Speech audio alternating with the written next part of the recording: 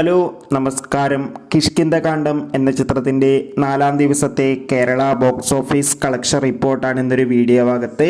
വീഡിയോയിലേക്ക് മുൻപ് video like ചെയ്യുക, ചാനൽ സബ്സ്ക്രൈബ് ചെയ്യുക. ഈ വരുന്ന സെപ്റ്റംബർ മാസം ധാരാളം ചിത്രങ്ങൾ OTT റിലീസ് ചെയ്യാൻ പോവുകയാണ്.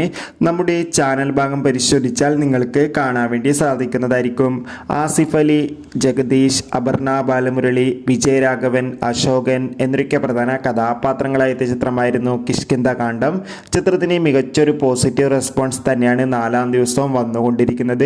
ഇന്ന് തിരുവോണ ദിനത്തിൽ ചിത്രത്തിന് അതിഗംഭീരമായ ബുക്കിംഗ് തന്നെയാണ് കേരളത്തിലെ തിയേറ്ററുകളിൽ നടക്കുന്നത്. അതുകൊണ്ട് തന്നെ കേരളത്തിൽ നിന്ന് മാത്രം ഇന്ന് 4-ാം ദിവസം 2 കോടിക്ക് മുകളിൽ കളക്ഷൻ നേടിയെടുക്കാൻ വേണ്ടി സാധിക്കുമെന്നാണ് ട്രാക്കിംഗ് റിപ്പോർട്ടുകൾ സൂചിപ്പിക്കുന്നത്.